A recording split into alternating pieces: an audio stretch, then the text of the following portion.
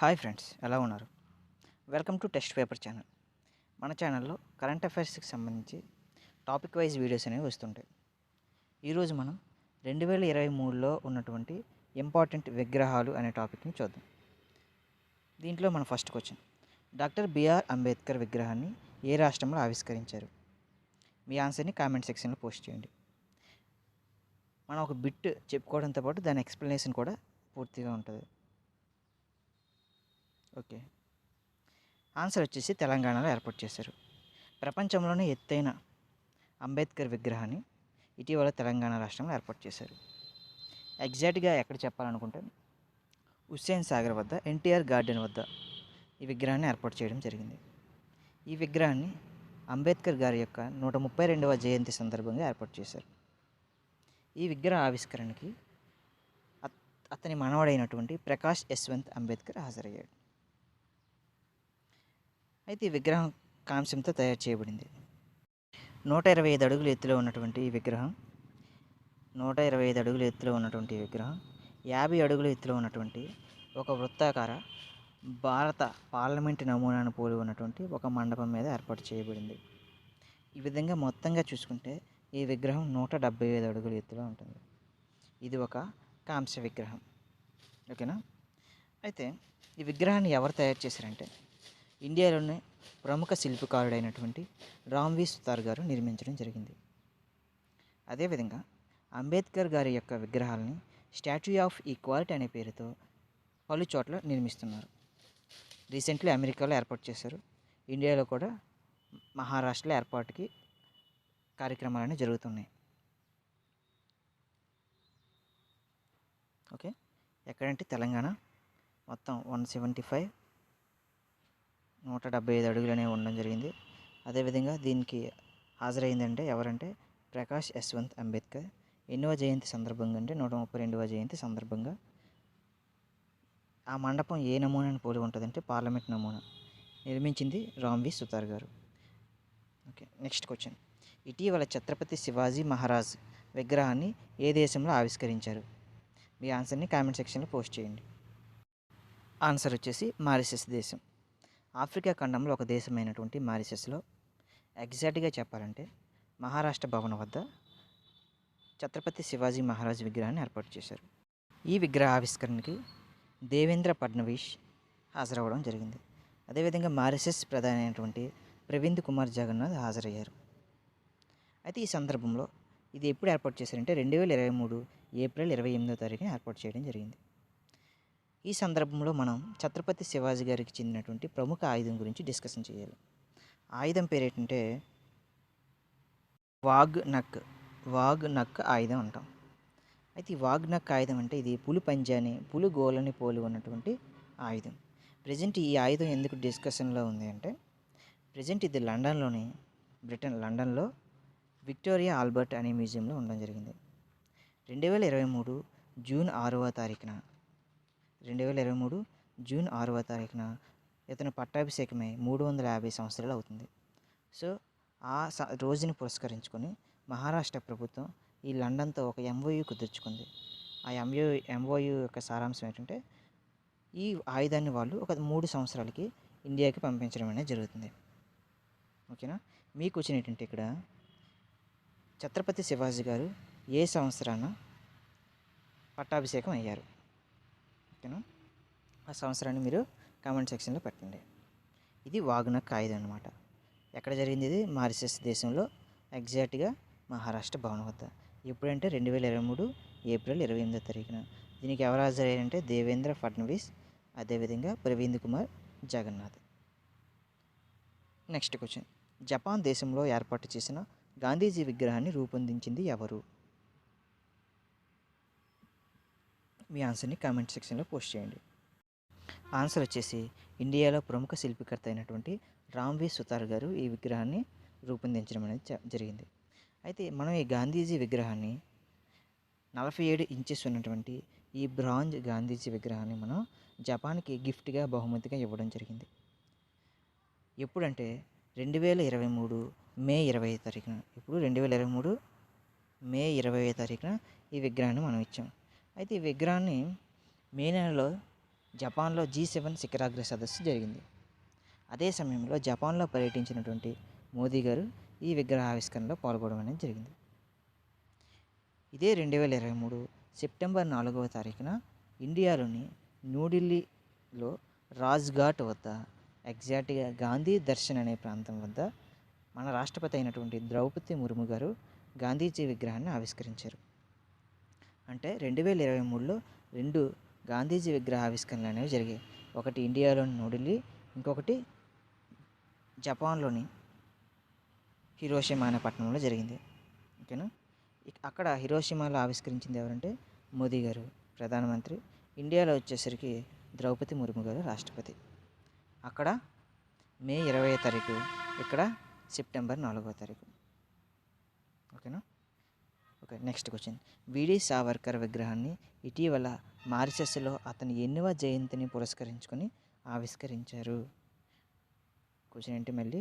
విడి సావర్కర్ యొక్క విగ్రహాన్ని ఇటీవల మారిషస్లో అతని ఎన్నవ జయంతిని పురస్కరించుకొని ఆవిష్కరించడం అనేది జరిగింది క్వశ్చన్. ఆన్సర్ వచ్చేసి 140వ జయంతి సందర్భంగా మారిషస్లో విడి సావర్కర్ విగ్రహాన్ని ఆవిష్కరించారు. ఎప్పుడంటే 2023 మే 28వ తారీఖున. ఓకే. మే 28వ తారీఖున ఇంకొక సంఘటన అనేది ఉంది. అదేంటంటే ఇండియాలో నూతన పార్లమెంటు భవనాన్ని అధికారికంగా ప్రారంభించారు. అంటే ఇక మే 28 అనగానే మనకి 2 రోజులు అనేవి గుర్తు రావాలి. ఒకటి విడి సావర్కర్ యొక్క విగ్రహాన్ని మారిషస్లో ప్రతిష్ఠించడం, ఇంకొకటి నూతన పార్లమెంటు భవనాన్ని అధికారికంగా ప్రారంభించడం. ఓకేనా. అయితే మహారాష్ట్ర ప్రభుత్వం ఈ మే 28వ తారీఖున ఇతని జయంతి సందర్భంగా ఏ రోజుగా ప్రకటించిందంటే స్వాతంత్ర్య వీర్ గౌరవ్ దినోత్సవంగా ప్రకటించింది. అయితే ఈయన 1883 మే 28వ తారీఖున నాసిక్ జిల్లాలో జన్మించడం జరిగింది. ఈయన 1857 సిపాయిల తిరుగుబాటును ఉద్దేశించి ఒక బుక్ అనేది రాయడం జరిగింది. ఆ బుక్కే the Indian war of independence. ఈయన 1857 సిపాయిల తిరుగుబాటుని ప్రథమ స్వాతంత్ర సంగ్రామం అని పేర్కొనడం జరిగింది. ఓకేనా. Okay, next. Veer Savarkar international airport ఎక్కడ కలదు? మీ ఆన్సర్ని కామెంట్ సెక్షన్లో పోస్ట్ చేయండి పాజ్ చేసి. ఆన్సర్ వచ్చేసి అండమాన్ నికోబార్ దీవుల్లోని పోర్ట్ బెయిల్ వద్ద విడి సావర్కర్ ఇంటర్నేషనల్ ఎయిర్పోర్ట్ని ఏర్పాటు చేశారు.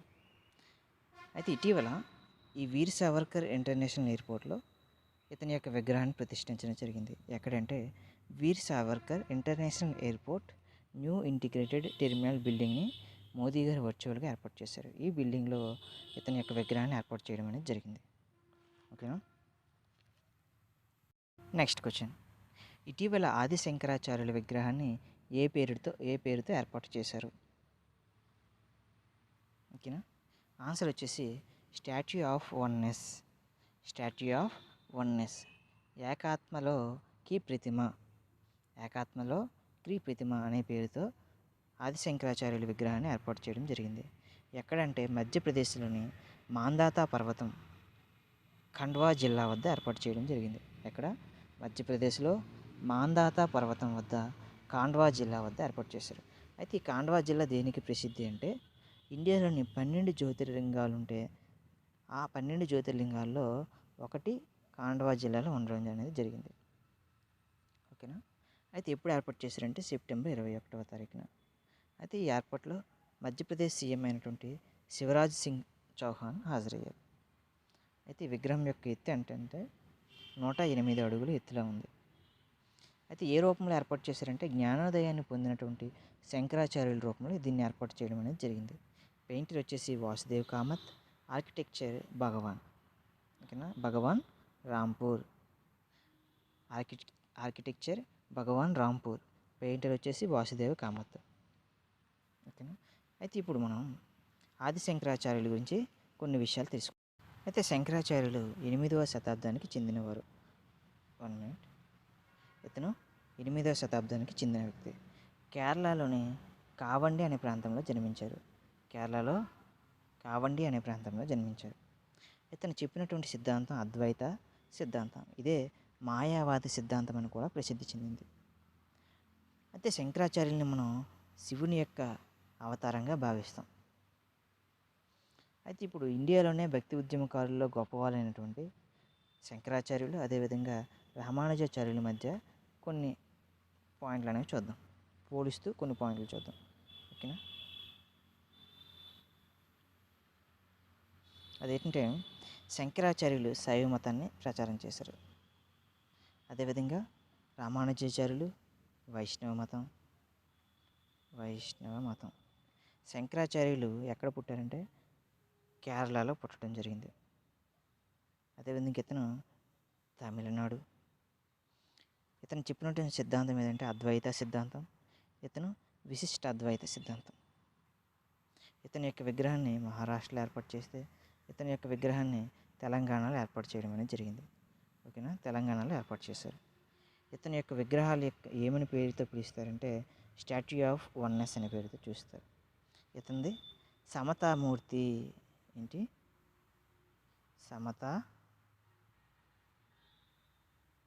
సమతామూర్తి అనే పేరుతో ప్రసిద్ధి చెందింది. ఇతని యొక్క విగ్రహం 108 అడుగులు, ఇతనిది కూడా 108. ఇవి వీళ్ళిద్దరి మధ్య ఉన్నటువంటి పోలికలు. అయితే నెక్స్ట్ క్వశ్చన్, ఢిల్లీలో ప్రగతి మైదానంలో ఏర్పాటు చేసినటువంటి నటరాజు విగ్రహాన్ని చేసిన సంస్థ ఏది? నటరాజు విగ్రహాన్ని ఎవరు ప్రిపేర్ చేశారు, ఎవరు తయారు చేశారని అడిగాడు.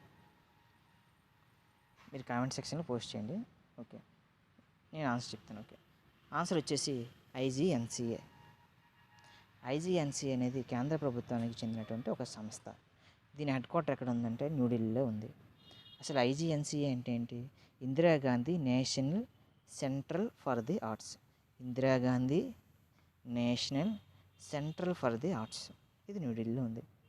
అది ఇటీవల ఎక్కడ ఏర్పాటు చేశారంటే G20 సమ్మిట్కి ఆహ్వానం అయినటువంటి న్యూఢిల్లీలోని ప్రగతి మైదానంలో ఉన్నటువంటి భారత్ మండపం వద్ద ఇది ఏర్పాటు చేయడం జరిగింది. అయితే దీన్ని రూపొందించింది రాధాకృష్ణ స్థపతి. ఇతను తమిళనాడుకి చెందినటువంటి వ్యక్తి. అయితే ఈ విగ్రహం అష్టధాతు విగ్రహం, అంటే 8 మెటల్స్తో తయారు చేసినటువంటి విగ్రహం. అయితే ఇది ప్రపంచంలోనే ఎత్తైన అష్టధాతు విగ్రహం. ఓకేనా? ప్రపంచంలోనే ఎత్తైనటువంటి అష్టధాతు విగ్రహం. Okay friends,